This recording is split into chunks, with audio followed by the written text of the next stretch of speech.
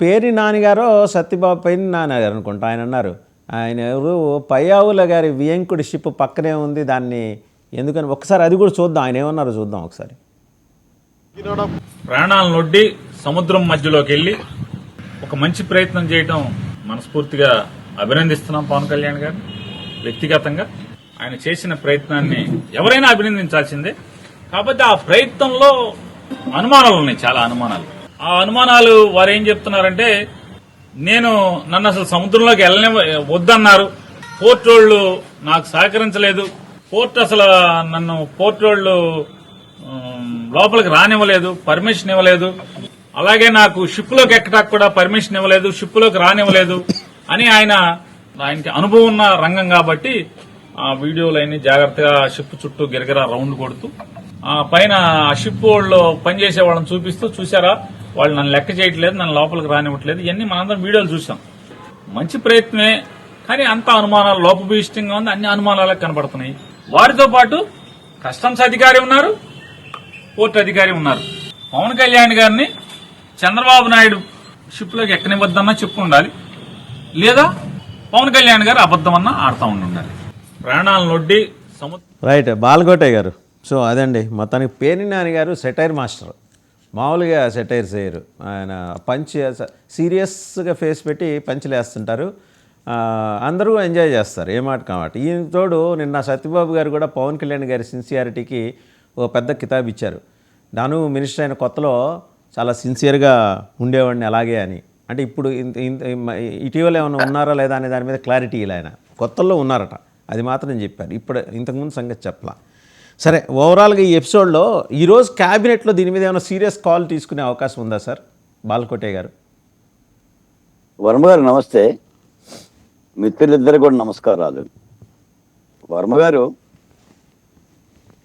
వాసుదేవ్ గారు,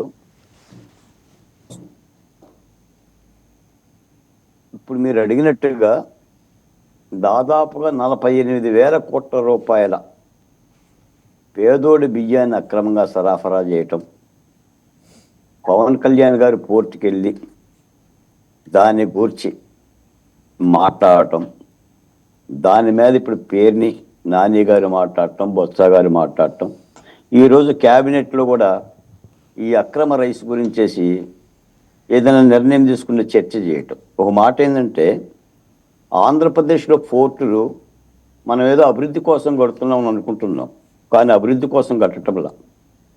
గంగవరంలో 23 లక్షల టన్నులు, విశాఖపట్నంలో 29 లక్షల టన్నుల రైసు, కృష్ణదేవపట్నంలో ఇంకొక 24 లక్షల టన్నులు, నిన్న కాకినాడలో 1,34,00,000 టన్నుల బియ్యం ఎగుమతి కోసం కడుతున్నట్టుగా ఉంది నాకు తెలిసి. రెండోది, సుప్రీంకోర్టు జగన్మోహన్ రెడ్డి గారి కేసులో అలసత్వం ఎందుకు వచ్చింది అని సిబిఐని ప్రశ్నిస్తుంది. ఇవన్నీ చూస్తుంటే ఏమవుతుందంటే, ఇవి చందమామ కథలు. ఇవి మన చిన్నప్పుడు అమ్మన్నం పెట్టేటప్పుడు చందమామ రావే, జాబిల్లి రావే, కొండెక్కి రావే, గోగి పూలు తీగా అంటుంటుంది. చందమామ రాదు, అదేం గోగి పూలు తీయదు.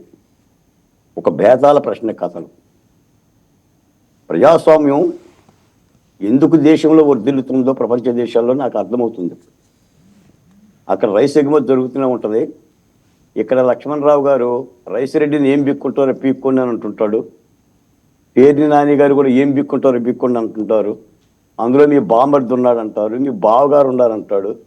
కథా కమామిషి జరుగుతూ ఉంటుంటుంది. ఈ రైస్ పోతూనే ఉంటుంటుంది. 12 సంవత్సరాలు జగన్మోహన్ రెడ్డి గారి కేసులు, 11 ఈడీ కేసులు, 13 సిబిఐ కేసులు, 42,000 కోట్ల రూపాయల అటాచ్మెంట్, ఏది కదలదు. ఇక ఇలా ప్రత్యేకమైన ఆర్జీవి నా దగ్గరికి ఎవరు రాలా, పోలీసులు గుమ్మం దగ్గరకు వచ్చారు, వెళ్ళిపోయారంట. ఆయన లైవ్లో ఇస్తూ ఉంటుంటాడు. కోర్టులకు పోతారు, ఊరట పొందుతారు, ఇళ్లలో కూర్చుంటారు, విదేశాలకు పోతారు. ఎలా అనిపిస్తుంది? పిల్లి గుడ్డిదైతే ఎలుక ఏదో చేసింది, శ్రీవల్లిలాగా డ్యాన్స్ చేస్తుంది పుష్ప సినిమాలో. శ్రీవల్లి ఏదైతే డ్యాన్స్ చేస్తుందో పుష్పలో అలా డ్యాన్స్ చేస్తుంది. అంటే ప్రజాస్వామ్యమా వర్ధిల్లు, ఇది భారత ప్రజాస్వామ్యం అని అనిపిస్తుంది నాకు. ఇక్కడేమి చట్టాలు చర్యలు తీసుకునేలా కనిపించటంలా. మీరు డిబేట్ చేయటానికి, నేను డిబేట్ చేయటానికి. ఈ రోజున కూలంకుషంగా ఒక్కొక్క బియ్యం ఎక్కడి నుంచి పోతుందో అంత సమాచారం ఉంటుంది. ఈ దేశంలో కలెక్టర్లు ఉన్నారు, ఎస్పీలు ఉన్నారు, అధికారులు ఉన్నారు. ప్రజాస్వామ్య భారతదేశంలో కోట్లు లక్షల రూపాయలు ఖర్చు పెడుతున్నారు. బడ్జెట్లు ఉన్నాయి. దాదాపుగా 3 లక్షల కోట్ల రూపాయలు ఏటేటా బడ్జెట్లు ఉన్నాయి, ప్రణాళికలు ఉన్నాయి. ఓ పరుగులు. కానీ గమ్యం తెలియదు.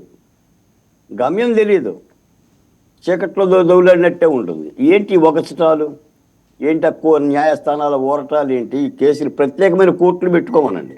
అసలు పరిపాలన అంతా కూడా అది జగన్ గారి కేసులకి, ఈ అక్రమ కేసులకి, కోర్టులకి ఆపనే సరిపోతుంది.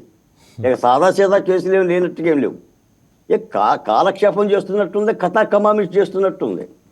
ఎందుకు పోతాయండి బియ్యం? మీకు అప్పు చెప్పమనండి, వాసుదేవ్కి అప్పు చెప్పమనండి, ఒక 2 నెలలు వాసుదేవ్ గారికి అప్పు చెప్పమనండి పోర్టుకి.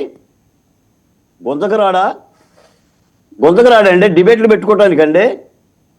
ఏమైందండి చట్టాలు? చట్టాలు కావయ్యి? పోలీసులు కాదు వాళ్ళు, పౌరుషాలు లేవా? పేర్ని నాన్నగారు ఏమంటున్నారు? వ్యక్తిగతంగా ప్రశంసిస్తున్నాను, కానీ ఆయన పర్యటనలో లోపాలు ఉన్నాయి. బొత్స గారు అదే చెప్తున్నాడు. మరి ఏం తీసుకుంటారు చర్యలు? ఏంటి సార్ వాసు గారు, 48,000 కోట్ల రూపాయలు, 1 కోటి 2 కోట్లు కాదండి, బియ్యంలోనే 48,000 కోట్ల రూపాయలు. నాదొక సబ్మిషన్ బాలకోటే గారు, మీరే మాట్లాడండి. 6 నెలల క్రితం అంటే గవర్నమెంట్ రాగానే వారు దాడులు చేశారు పౌర సరఫరాల శాఖ మంత్రి శ్రీ నాదెళ్ల మనోహర్ గారు. ఆ రోజు ఏం చెప్పారో మొన్న కూడా అదే చెప్పారు. అందుకు భిన్నంగా ఏం చెప్పలేదు. కనీసం షుగర్ కోటెడ్ వర్డ్స్ కూడా లేవు. As it is. మన అదేదో సినిమాలో బ్రహ్మానందం కృష్ణారెడ్డిని అడుగుతాడు, ఏంటి ఎలా చేశారంటే యాజ్ ఇట్ ఈస్ సార్ అన్నట్టు యాజ్ ఇట్ ఈస్ చెప్పారు. రెండోది, 5-6 శాఖల సమన్వయంతో జరగాల్సిన ఈ వ్యవహారంలో రాష్ట్ర ప్రభుత్వం నుంచి సెంటీమీటర్ ఇనిషియేషన్ లేదు. మొత్తం మినిస్టర్ ఆఫ్ షిప్పింగ్తో మాట్లాడాలా, పోర్ట్ అధికారులతోటి, కోస్ట్ గార్డ్ తోటి, ఇండియన్ నేవీతోటి. 12 నాటికల్ మైల్స్ లోపలైతే ఏపీ కోస్టల్ పోలీస్కి అధికారం ఉంటుంది, మెరైన్ పోలీస్కి. 12 దాటి 200 నాటికల్ మైల్స్ లోపలైతే కోస్ట్ గార్డ్కి అధికారం ఉంటుంది. 200 దాటితే ఇంటర్నేషనల్ హై సీస్ అంటారు, అక్కడ ఇండియన్ నేవీకి అధికారం ఉంటుంది. ఈ లోపల 3-4 చెక్ పోస్టులు ఉంటాయి. ఇవన్నీ దాటి అసలు పోర్టులోకి ఎలా వెళ్ళింది? పోర్టోడు పంపించాడు అంటే పోర్టోడు ఏం చేస్తాడు? బాసుమతి ఏతర రైస్కి వాళ్ళకి వెసులుబాటు ఉంది, వాళ్ళు అదే చూస్తారు చెక్ లిస్ట్లో, ఇది బాసుమతి కాదా, బాసుమతి కాదు, తోసే, అంతే.